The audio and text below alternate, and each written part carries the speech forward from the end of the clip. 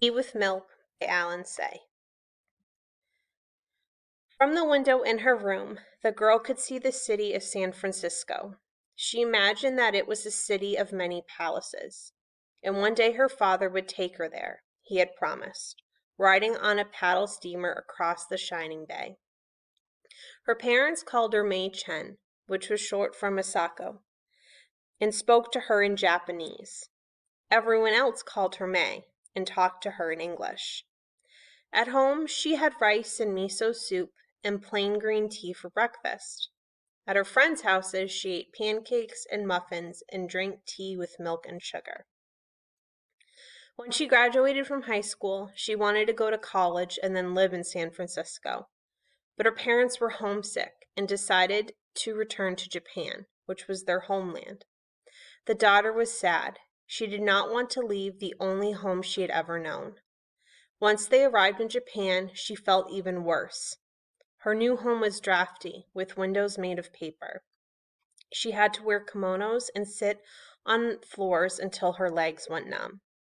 No one called her Mei, and Misako sounded like someone else's name. There were no more pancakes or omelets, fried chicken or spaghetti. I'll never get used to this place, she thought with a heavy heart. Worst of all, Misako had to attend high school all over again. To learn her own language, her mother said. She could not make friends with any of the other students.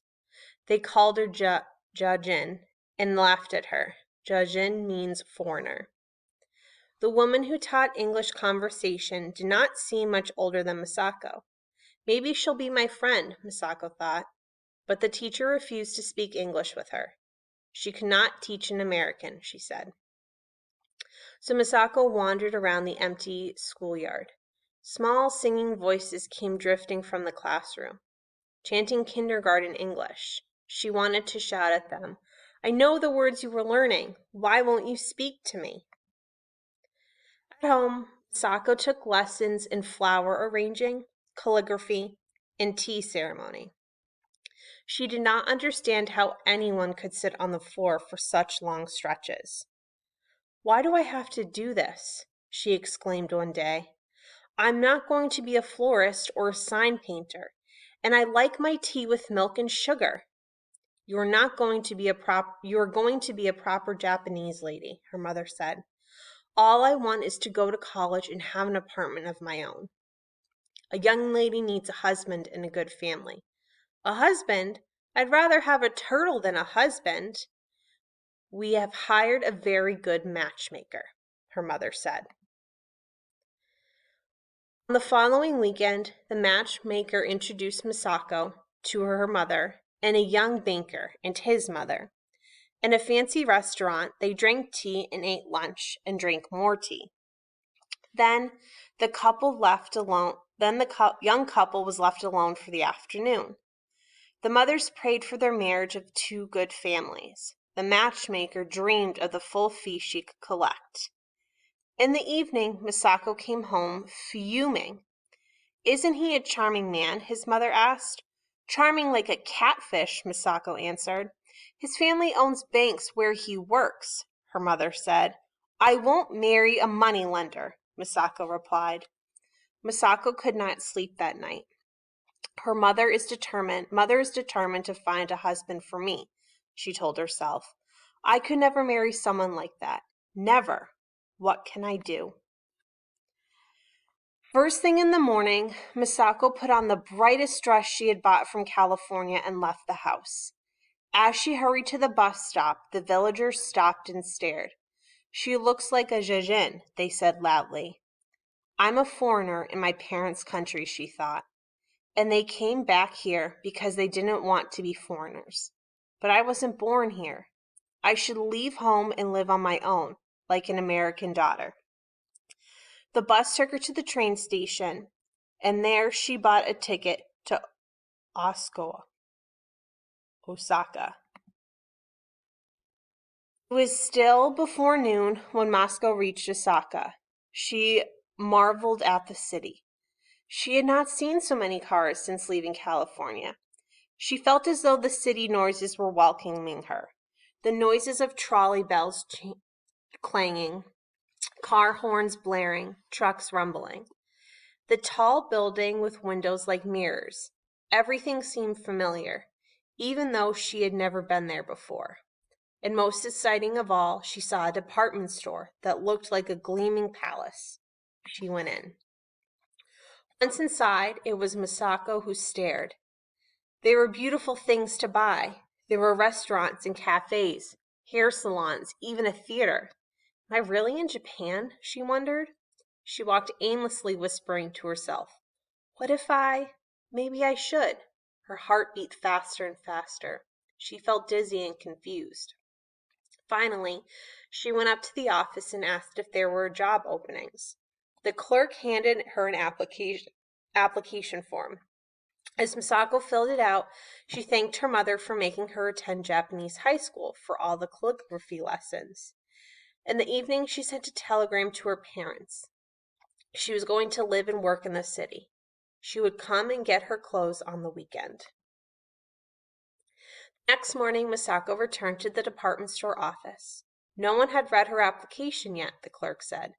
Misako asked to see the manager. She was very insistent. After a while, a supervisor interviewed her. Can you really drive a car? He asked, looking at her application. I've never seen a woman drive. Many women drive in America, she said. I see. He nodded and picked up the telephone. Soon, a girl appeared and took Misako to a changing room and gave her a uniform. An hour later, Misako was driving an elevator cage up and down, bowing to customers and announcing the floor. She rented a room in a rooming house for university students. Her parents were not happy, especially her mother. It was shameful for ladies to work, she said. Misako did not tell her she was an elevator girl. It was not long before Misako became bored with her job. Could I do something else? She asked her supervisor. You can stand by the main entrance and bow to customers, he said. Only bowing? All day long? She asked. He nodded. Misako returned to the elevator. No wonder ladies don't work in Japan, she thought with a sigh. In the afternoon, she had brought down the elevator. She noticed a small crowd had gathered in the lobby.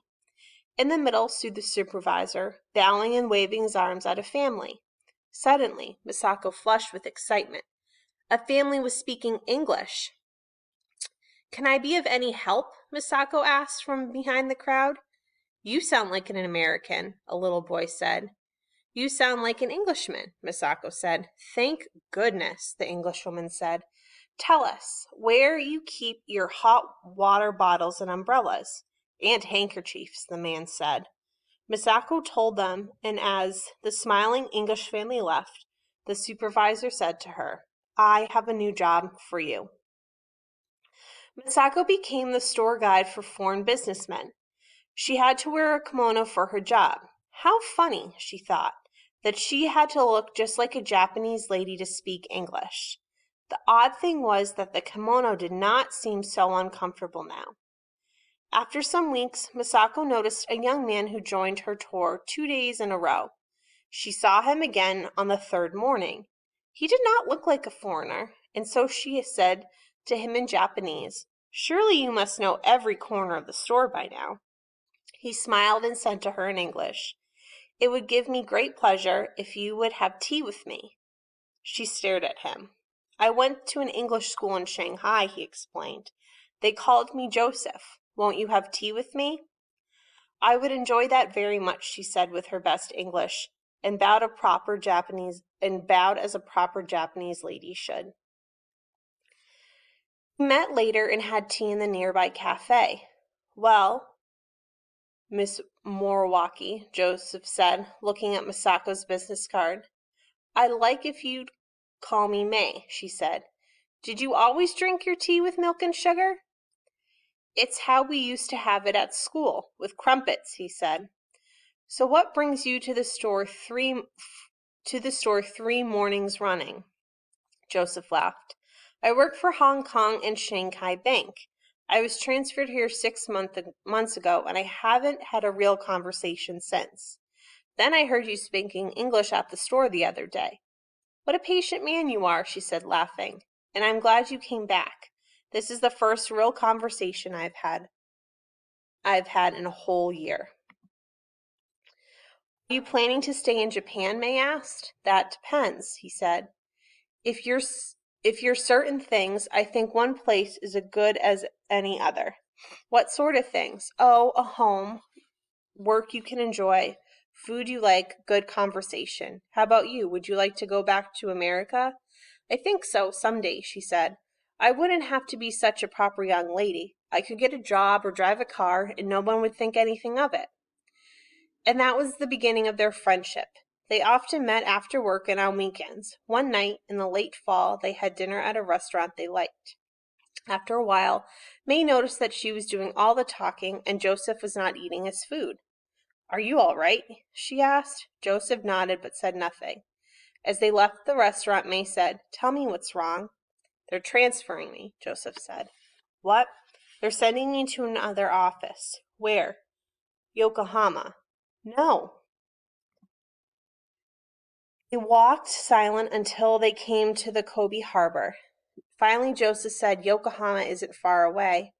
I'm glad it's not in China, May said. Look, Joseph, I came here on a ship like that. You're thinking about San Francisco, aren't you? Now May looked away. I went to an English school because my foster parents were English. Foster parents? You were adopted? Joseph nodded. There were 6 of us, all adopted and all scattered now, and all looking for a home. May, home isn't a place or a building. That's really made of and waiting for you in America or anywhere else. You are right, she said. I'll have to make it for myself. What about us? Joseph said. We can do it together. Yes, May said, nodding. We can start here. We can adopt this country, he said. One country is as good as another? May smiled. Yes, Joseph. Let's make this a home. So they married in Yokohama, made their home there. I was their first child. My father called my mother May, but everyone else, she was Masako. At home, they spoke English to each other and Japanese to me. Sometimes my mother wore a kimono, but she never got used to sitting on the floor very long. All this happened a long time ago, but even today, I always drink my tea with milk and sugar.